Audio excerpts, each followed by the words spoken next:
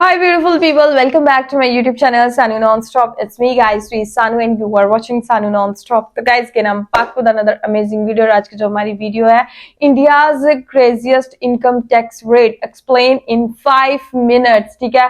और income tax rate क्या होती है, ठीक है।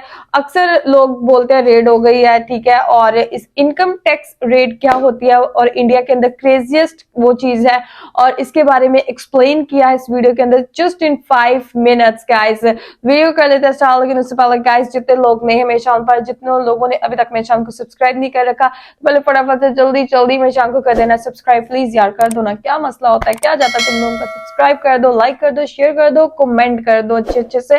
तो चलिए गाइस वीडियो को करते हैं स्टार्ट और इसके बारे में समझते हैं कि एग्जैक्ट वे में है क्या। तो स्टार्ट।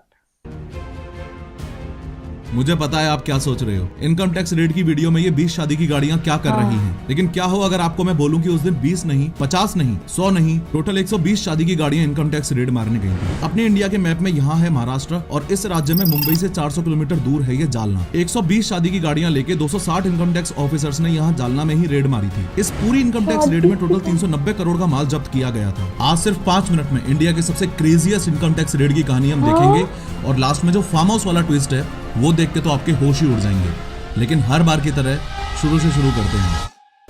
58 करोड़ कैश, 32 किलो सोना, हीरे मोती से भरे बक्से।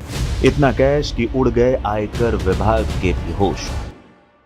ये देखो, ये है जालना। जालना महाराष्ट्र राज्य में एक बहुत ही छोटा सा डिस्ट्रिक्ट है। जालना में अगर कोई काम सबसे ज्यादा किया जाता है तो वो है स्टील का। इनफैक्ट जालना को महाराष्ट्र की स्टील कैपिटल भी कहा जाता है। इसी जालना में स्टील बनाने वाली दो बहुत ही फेमस कंपनियां थी, SRJPT स्टील्स और कालिका स्टील्स। रेड मारने से कुछ दिन पहले की ही बात है। इनकम टैक्स डिपार्टमेंट और GST काउंसिल को एक टिप मिलती है कि SRJPT स्टील्स और कालिका स्टील्स यानी कि स्टील बनाने वाली ये दोनों कंपनियां टैक्स इवेजन कर रही है। Sir, sorry to disturb you, लेकिन अभी एक टिप मिली है कि 120 करोड़ रुपए का टैक्स इवेजन हुआ है। टैक्स इवेजन का बहुत ही सिंपल सा मीनिंग होता है टैक्स की चोरी करना। सबसे शॉकिंग पार्ट ये है कि इनकम टैक्स डिपार्टमेंट और GST काउंसिल को जो टिप मिली थी उसमें 120 करोड़ रुपए की टैक्स चोरी की बात की गई थी। टिप मिलते ही बिना समय बर्बाद किए तुरंत ही इनकम टैक्स डिपार्टमेंट ने अपनी नासिक ब्रांच को इस बात की जानकारी दी। नासिक ब्रांच में इनकम टैक्स ऑफिसर्स ने SRJPT स्टील्स और कालिका स्टील्स पर रेड यानी कि छापा मारने का प्लान बनाया। अब टिप इतने ज्यादा अमाउंट की मिली थी कि इस रेड के लिए इनकम टैक्स डिपार्टमेंट को मजबूरन लगभग 260 इनकम टैक्स ऑफिसर्स को चुनना पड़ा। सब कुछ सही चल रहा था, लेकिन एक बहुत बड़ी दिक्कत वाली बात ये थी कि जालना काफी छोटा शहर है और इतने सारे ऑफिसर्स अगर वहां एक साथ पहुंचे तो ये बिजनेस ग्रुप्स अलर्ट हो जाएंगे। फॉलोइंग दिस, इस रीजन से रेड फेल तक हो सकती थी, जो इनकम टैक्स डिपार्टमेंट के लिए काफी प्रॉब्लम वाली बात थी। इस प्रॉब्लम का सॉल्यूशन निकालने के लिए और टारगेट को रंगे हाथों पकड़ने के लिए एक गेम प्लान बनाया गया और ये प्लान था इस कहानी में फिल्मी तड़का देने का। सबसे इंपॉर्टेंट कैच,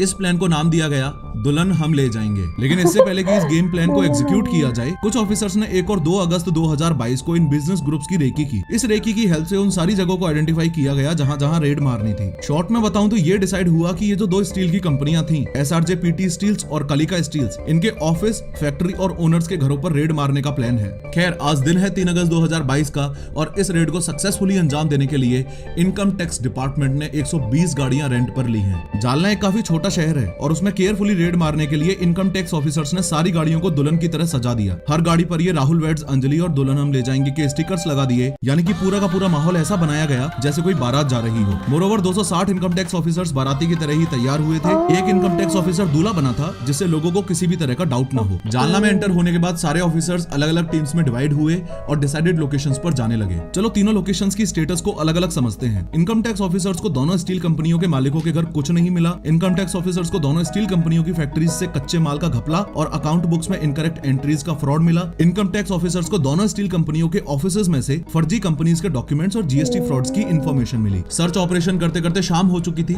जितना इनकम टैक्स वालों ने एक्सपेक्ट किया था उस हिसाब से कुछ भी नहीं मिल रहा था और सभी ऑफिसर्स का कॉन्फिडेंस ऑलरेडी डाउन हो रहा था। तभी कुछ ऐसा हुआ जिसने इस केस में फिर से नई जान डाल दी। SRJPT स्टील्स के ऑफिस से कुछ डॉक्यूमेंट्स बरामद हुए जिनमें एक फार्म हाउस का जिक्र बार बार कर रखा था। आगे बढ़ने से पहले मैं आपके सामने क्लियर कर दूं कि जिस फार्म हाउस का जिक्र हो रहा है इसका उन दोनों स्टील कंपनियों के मालिकों से कोई लेना देना नहीं है। ये farm house private financier Pradeep Bora का था, जो एसआरजे पीटी स्टील्स और कालिका स्टील्स के काले कारनामों में उनका साथ देता था। इनकम टैक्स ऑफिसर्स जब फार्म हाउस पहुंचे तो सामने उन्हें कुछ नहीं मिला। जब उन्होंने ये दीवार तोड़ के देखी तो उसके पीछे उन्हें एक सीक्रेट रूम का गेट मिला। फाइनली गेट तोड़कर ऑफिसर्स अंदर गए तो वहाँ बहुत से गद्दे रोल होकर पड़े थे और कुछ अलमारियां रखी थी। गद्दों और अलमारियों को खोलकर देखा तो इनकम टैक्स ऑफिसर शॉक्ड ही रह गए। और ये बात सुनकर आपके पैरों के नीचे से जमीन खिसक जाएगी कि गद्दों के अंदर 500 के नोटों की हजारों गड्डियां छुपी हुई थी। अलमारियों में सोने की jewellery, gold coins, gold bricks, gold biscuits और डायमंड्स चमक रहे थे। फार्म हाउस में सर्च ऑपरेशन खत्म होते होते सुबह हो चुकी थी और अब बारी थी इस जब्त सामान की टोटल वैल्यू निकालने की। क्योंकि इतना कैश हाथ से गिनना पॉसिबल नहीं था,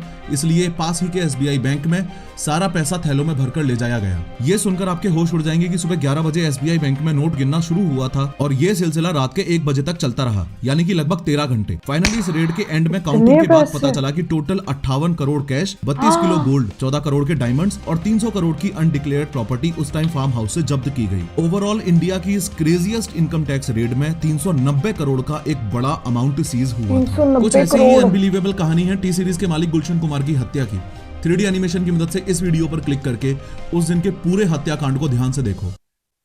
अगर आप लोग भी चाहते हैं कि ऐसी और वीडियो के ऊपर रिएक्शन वीडियो बनाओ तो कमेंट बॉक्स के अंदर मुझे जरूर आप लोग बताइएगा। और ये जो वीडियो देखकर मैंने हिसाब लगा लिया कि जो इनकम टैक्स ऑफिसर होते हैं ना, उनका दिमाग बड़ा तेज चलता है। और दुल्हन हम ले जाएंगे, ठीक है, और फिर हर चीज का सिनेरियो क्रिएट करना और पूरी बारात क्रिएट करना और गाड़ियां बुक करना और फिर जो है वो फिर एक थर्ड पार्टी को जो है वो अंदर इंक्लूड होना और फिर एक फार्म हाउस के अंदर हर चीज वहां तक जाना, स्पाई करना।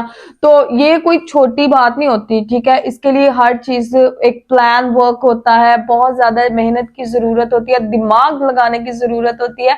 बहुत ही इंटरेस्टिंग, बहुत मजा आया ये वीडियो देखकर। ये इंडिया की क्रेजीएस्ट इनकम रेट थी जिसके अंदर वो सक्सेसफुल भी हुए, ठीक है। इतना भाई गद्दों के अंदर सोना और सॉरी पैसे और बिस्किट सोने के और डायमंड्स और इतनी चीजें मिली। और भाई आप लोग पैसे जखीरा और इतना सारा कुछ करने से बेहतर है कि जो लोग पुअर हैं, ठीक है, जिन बच्चों को बेचारों को एजुकेशन नहीं मिल रही, आप उनकी हेल्प करें, ठीक है। जिन लोगों को रोटी कपड़ा नहीं मिल रहा उनकी हेल्प करें, बजाय इसके पैसे बोरियों में भर भर के रखने के आप दूसरों की हेल्प करें, ठीक है। आपको जो है वो इस चीज का अजर जो है वो ऊपर वाला जरूर देगा। तो बजाय इसके कि पैसे भर भर के आप रखें, दूसरों की हेल्प करें, ठीक है, इन शॉर्ट। तो गाइज आप लोगों का इसके बारे में क्या कहना है, let me know in the comment section. Like subscribe share जरूर कीजिएगा। चलिए गाइस, मिलते हैं आपको नेक्स्ट वीडियो के अंदर। Bye bye.